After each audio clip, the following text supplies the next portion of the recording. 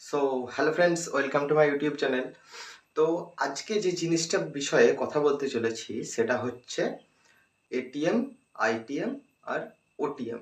এটা একটা, আপনি যদি শেয়ার মার্কেটে ট্রেডিং করে থাকেন, ইন্ডেক্সে যদি ট্রেডিং করে থাকেন, তাহলে এটা আপনার পক্ষে জানাটা খুবই প্রয়োজন।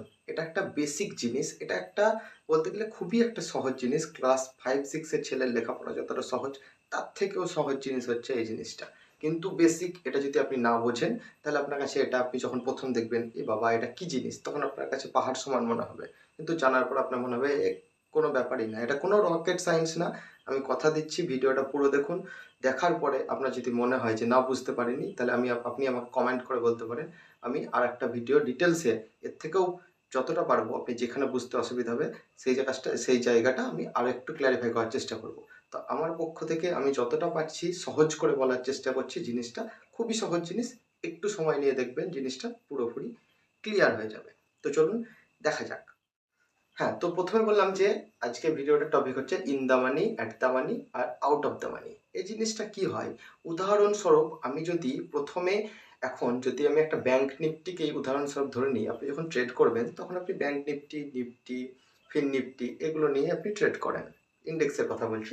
তো আপনি যখন এই জিনিসগুলো ট্রেড করবেন, তখন আপনি হয়তো দেখতে পাবেন একটা মানে 50,000, আমি ধরে নিলাম 50,000-এর স্ট্রাইক প্রাইসে আপনি ট্রেড করছেন। ঠিক আছে? তো 50,000 আমি 50,000 টাকায় 50,000 যদি আমি ধরে নিই, তাহলে 50,000-এর ওটার একটা আছে, প্রিমিয়াম আছে। ওখানে আপনি যদি 50,000 বলে সার্চ করেন আপনার সার্চ বারে, তখন ওখানে দেখতে পাবেন 50,000-এর কল। এখানে কি হয়, আপনি যখন ট্রেড করেন তখন হয় আপনি কল কেনেন, নাহলে পুট কেনেন। যদি আপনি অপশন বায়ার হন, অপশন সেলার হলে কল সেল করেন, নাহলে পুট সেল করেন। আমি অপশন বাইং এর ক্ষেত্রেই বলছি জিনিসটা, সরি। তো আপনি যখন 50,000-এর কল কিনবেন, তখন আপনার একটা প্রিমিয়াম আপনাকে দিতে হবে। হয়তো সেই প্রিমিয়ামটার দাম চলছে, এখন চলছে 200 টাকা। ওকে? আর ওটাকে বলা হয় মার্কেট, যেটাকে কারেন্ট প্রাইস, মার্কেট যেখানে ট্রেড করে সেই জায়গার যে কারেন্ট প্রাইসটা, সেটাকে বলা হয় at the money. Okay? ATM যেটাকে বলে ওটা হচ্ছে অ্যাট দ্য মানি। আর মার্কেট যেখান থেকে ট্রেড করে, অলরেডি ট্রেড করে চলে গেছে, সেই জায়গাটার নাম বলা হয় ইন দ্য মানি, আইটিএম। আর যে জায়গাটা এখনো পৌঁছাতে পারেনি সেই জায়গাটার নাম হচ্ছে out of the money, OTM. Okay, clear? তো আপনি 50,000-এর কল যখন কিনছেন, তখন আপনাকে একটা প্রিমিয়াম দিতে হচ্ছে। সেই প্রিমিয়ামটা আপনি ধরুন দিচ্ছেন 200 টাকা। ওকে? আর যেটা ট্রেড করে চলে গেছে, যে লেভেলটা ট্রেড করে চলে গেছে, ধরুন আমি ধরে নিলাম 49,800, সেই জিনিসটার প্রিমিয়াম হচ্ছে 300 টাকা। ওকে? আর যেটা এখনো মার্কেট পৌঁছাতে পারেনি, যার পৌঁছানোর প্রবাবিলিটিটা অনেকটা কম, হয়তো এক্সপায়ারির আগে পৌঁছাতে পারবে কি পারবে না তার প্রবাবিলিটিটা আপনি দেখতে পাচ্ছেন না, কিন্তু যে জিনিসটা হয়ে গেছে সেটা আপনি দেখতে পাচ্ছেন, যেটা হচ্ছে ইন দা মানি। ওটা আপনি দেখতে পাচ্ছেন, তার জন্য ওটার প্রিমিয়াম 300 টাকা। যেটা কারেন্ট প্রাইস চলছে এটিএম, তার জন্য সেটার প্রিমিয়াম হচ্ছে 200 টাকা। আর যেটা এখনো আসেনি মার্কেটে, সেটার প্রিমিয়াম আমি ধরে নিলাম 100 টাকা। ওকে? তো আপনি যখন মার্কেটে ট্রেড করবেন, তখন আপনি প্রিমিয়ামটা দিয়ে ট্রেড করছেন। এবার হচ্ছে আসল ব্যাপার। ওকে? তো এবার যখন আপনি ট্রেড করবেন, তখন আপনি প্রফিট লস এই হিসাবটা দেখবেন যে আমার কোথায় বেশি প্রফিট হবে, কোন স্ট্রাইক প্রাইসটা কিনলে আমার প্রফিট হবে, কোথায় স্ট্রাইক প্রাইসটা যদি আমার কাজ না করে, আমার স্ট্র্যাটেজি কাজ না করে, আমার যদি ফেল হয়ে যায় স্ট্র্যাটেজিটা, তাহলে আমার কোথায় ট্রেড নিলে লসটা বেশি হবে, এটাও আপনার জানাটা খুবই দরকার। তো এবার বলি, আপনি যদি একটা জিনিস হয় ব্রেক ইভেন, আপনার যখন ব্রেক ইভেনটা হবে, তখনই তো আপনার মার্কেটের টাকাটা ইনকাম হবে। একটা শেয়ার প্রাইসের ইনকাম যখন হবে, ওটা একটু বেসিক মানে খুলে বলি জিনিসটা। আপনি 50,000-এর কল কিনেছেন। ওকে? মার্কেটে স্ট্রাইক প্রাইস চলছে কারেন্ট লেভেল 50,000, 200 টাকা দিয়ে ট্রেড করেছেন। এবার আপনার প্রফিট কোথা থেকে প্রফিট হবে, প্রফিটটা কি করে হবে? প্রফিট আপনি যদি, এবার আমি করে বলি, ইন দা মানির কথা বলি। ইন দা মানিতে আপনি ট্রেড করছেন, 300 টাকা প্রিমিয়াম দিয়েছেন। ওকে? আর আইটিএম মানে এটিএম যেটা অ্যাট দ্য মানি, সেটা 50,000-এ, যেটা সেটাকে আপনি দিয়েছেন, প্রিমিয়াম দিয়েছেন 200 টাকা। আর যেটা আউট অফ দ্য মানি, সেটা প্রিমিয়াম দিয়েছেন 100 টাকা। এবার আপনার প্রফিট কি করে হবে, ব্রেক ইভেন কোথা থেকে আসবে? 49,800 যখন আপনি কলটা কিনবেন, তখন আপনি যখন 300 টাকা দিয়ে কিনেছেন, তাহলে আপনি সেখানে যোগ করুন 49,800 প্লাস 300, তাহলে আপনার এখানে হলো 50,100। ওকে, 50,000 100-তে মার্কেট পৌঁছবে, তারপর থেকে আপনার যেমন যাবে সেরকমভাবে আপনি ইন দ্য মানিতে ইনকাম হবে, মানে আপনার প্রফিট হবে পার শেয়ারে। ওকে, আর আপনি যখন 50,000-এর কলটা কিনেছেন তখন আপনি প্রিমিয়াম দিয়েছেন 200 টাকা, তাহলে এখানে আপনার প্রফিট কখন থেকে শুরু হবে? যখন মার্কেট 50,200 যাবে তারপর থেকে আপনার ব্রেক ইভেন শুরু হবে, মানে তারপর থেকে আপনার প্রফিট শুরু হবে। আর আপনি যখন 50,200 কল কিনেছেন তখন আপনার যখন 50,200 প্লাস 100 টাকা দিয়েছেন, মানে 50,300 যখন আসবে তখন কিন্তু আপনার প্রফিট শুরু হবে। ওকে, তাহলে এবার আপনি বলুন যে আপনার মানে হ্যাঁ, অবশ্যই একটা কথা বলি, আপনি যখন ইন দ্য মানিতে ট্রেড করবেন, ইন দ্য মানি কল কিনবেন, তখন কিন্তু আপনাকে বেশি প্রিমিয়াম চার্জ করতে হবে। তাহলে আপনার আপনার আপনার যে ক্যাপিটাল সেটাও একটু বেশি লাগবে। আর যেটা আপনি যদি আউট অফ দ্য মানি কেনেন, প্রথম কি হয়, আমরা কিন্তু প্রথম আউট অফ দ্য মানি কিনি, না জানলে যেটা হয়, কারণ আমাদের ওখানে প্রিমিয়াম কম লাগে, কিন্তু আজকে আমাকে ট্রেড করতেই হবে এমন একটা মেন্টালিটি থাকে, চলে যাই আউট অফ দ্য মানি। কিন্তু এটা হচ্ছে বিরাট মানে খুবই একটা রিস্কি জিনিস, এটা করা উচিত নয়, কোনো সময় আউট অফ দ্য মানিতে ট্রেড নেবেন না। তো এবার বলি, আপনি যখন 49,800-তে মানে যখন 300 পয়েন্ট ওপরে যাবে, কারণ 49,800-র যে স্ট্রাইক প্রাইসটা কিনেছেন 300 টাকা প্রিমিয়াম দিয়ে, সেখানে আপনার 50,100-তে যদি মার্কেটটা চলে যায়, কারণ 50,000-এ চলছে মার্কেট, কারেন্ট লেভেলে 50,000 চলছে, আপনি কিনেছেন 49,800 200 টাকা প্রিমিয়াম দিয়ে, তাহলে 300 টাকা প্রিমিয়াম দিয়ে, তাহলে আপনার এখানে যখন মার্কেট চলে যাবে 50,100 তখন কিন্তু আপনার প্রফিট শুরু হবে। ঠিক আছে, আর আপনি যখন অ্যাট দ্য মানি কিনবেন 50,000, তখন 50,200 টাকা কল 200 টাকা প্রিমিয়াম দিয়ে কিনেছেন, তাহলে 50,000 প্লাস 200, তাহলে আপনার যখন মার্কেট 50,200 হবে তখন কিন্তু আপনার অ্যাট দ্য মানির ব্রেক ইভেন শুরু হবে। আর আপনার যখন আউট অফ দ্য মানি কিনবেন 50,200, তখন আপনি 100 টাকা প্রিমিয়াম দিয়ে কিনেছেন, তখন আপনাকে 50,300 মার্কেটকে পৌঁছাতে হবে, তারপরে কিন্তু আপনার প্রফিট শুরু হবে। ওকে, তাহলে আপনি হিসাব করে বলুন যে কোন স্ট্রাইক প্রাইসটা পৌঁছানো মার্কেটের কাছে সহজ হবে। নিশ্চয়ই 50,000 চলছে, 50,100টা কাছে আছে, তাহলে ওটাই পৌঁছানোর চান্সটা সব থেকে বেশি। ঠিক আছে, অবশ্যই বেশি। ক্লিয়ার? 50,100টা আগে পৌঁছবে, তারপরে 50,200 পৌঁছতে পারে, তারপরে 300 পৌঁছতে পারে। তাহলে প্রবাবিলিটিটা কোথায় বেশি? 50,100টার প্রবাবিলিটিটা বেশি।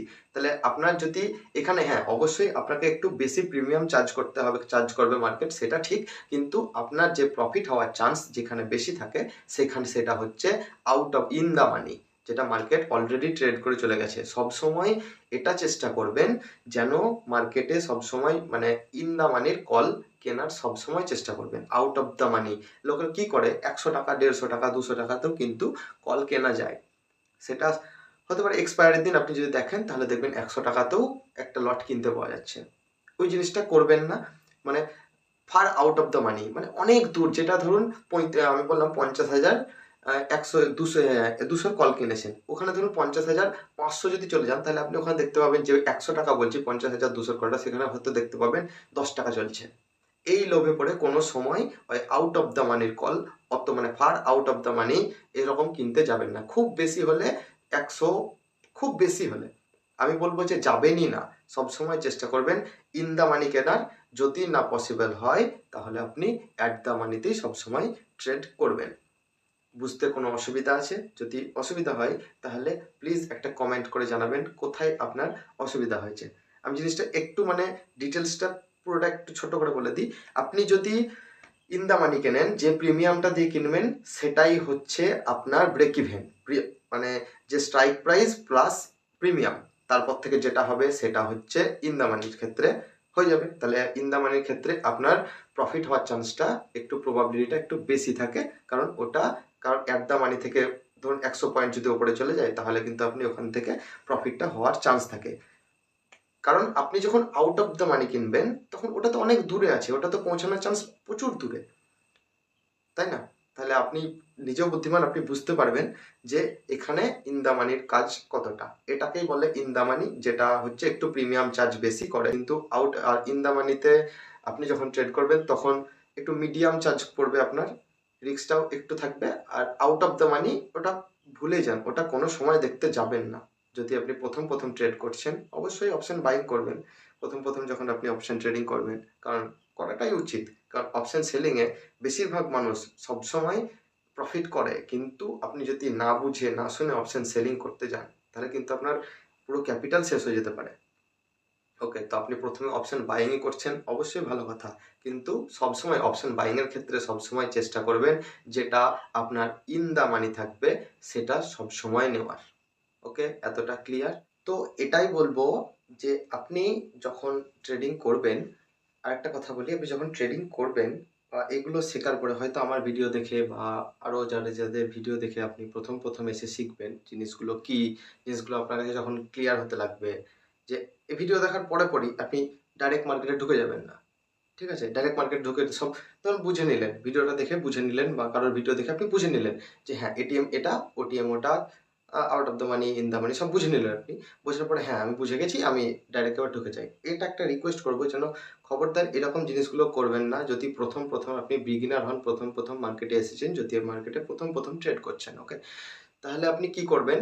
আপনি যখন নতুন জিনিসগুলো কিছু শিখবেন বা নতুন জিনিস যখন শিখছেন, নতুন যখন এসেছেন, তখন একটাই রিকোয়েস্ট যে আপনি ১ম এ একবার পেপার ট্রেডিং বলে একটা জিনিস হয়, ওই জিনিসটা একবার অন্তত করবেন। আপনি প্লে স্টোরে সার্চ করলে দেখতে পাবেন পেপার ট্রেডিং এর অনেক অ্যাপ পাবেন। সেখানে আপনি আপনার স্ট্র্যাটেজি টেস্ট করতে পারেন। হ্যাঁ, মানছি ওখানে আপনার সাইকোলজি বিল্ড হবে না। ঠিক আছে? ওখানে আপনি দেখবেন ট্রেড নেওয়ার পর দেখবেন আপনি ট্রেডটা নিয়ে দেখবেন আপনি পকেটে মোবাইল ভরে দিয়েছেন বা কেউ আপনাকে ডাকছে, আপনি চলে গেছেন। কিন্তু রিয়াল ট্রেডিং এ এরকম হয় না। রিয়াল ট্রেডিং এ যখন আপনি টাকাটা লাগাবেন না, তারপরেই তখন দেখবেন আপনার মানে হৃৎপিণ্ড হাতে চলে আসবে। এরকম একটা ব্যাপার। ঠিক আছে? আর পেপার ট্রেডিং এ আপনার সাইকোলজি ঠিকঠাক থাকে না।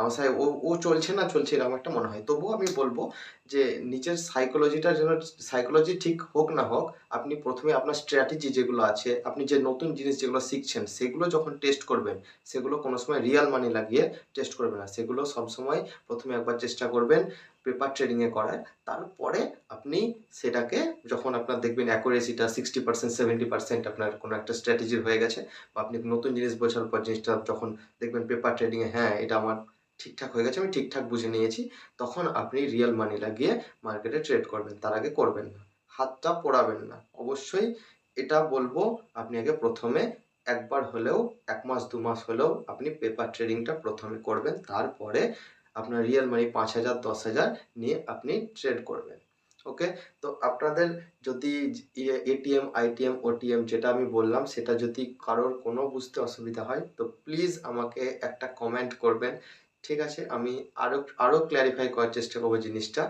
তো ভিডিওটা যদি আপনাকে ভালো লাগে তো প্লিজ লাইক করবেন, শেয়ার করবেন অ্যান্ড সাবস্ক্রাইব করবেন। আর দেখা হচ্ছে পরের ভিডিওতে। ততক্ষণের জন্য বাই। ধন্যবাদ।